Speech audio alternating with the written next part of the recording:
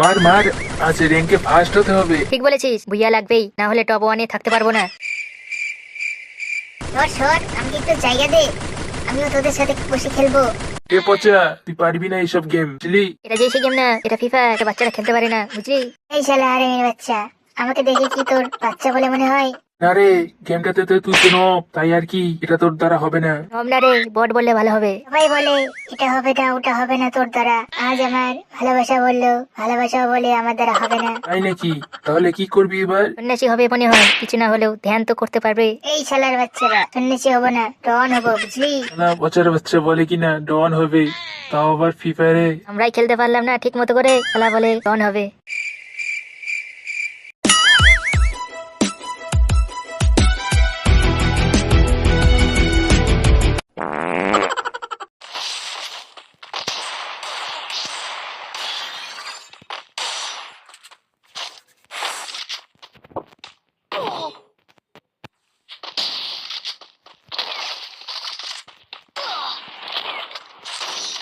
যা শালা বারবার করে আমাকে মেরে ফেলছে, শালা আমাদের বাচ্চা। আমি মনে হয় নক থেকে যাব, ডন আর হওয়া যাবে না রে ভাবনা, আমি আরো চেষ্টা করে যাব।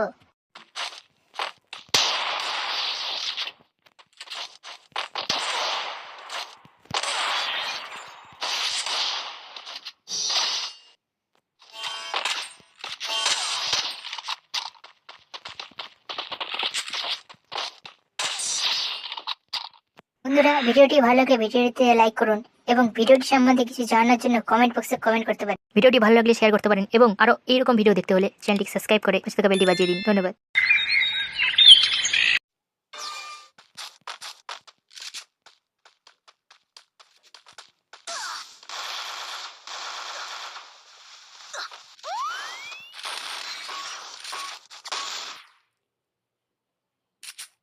শালা দেখাচ্ছি তোকে মজা, দাঁড়া।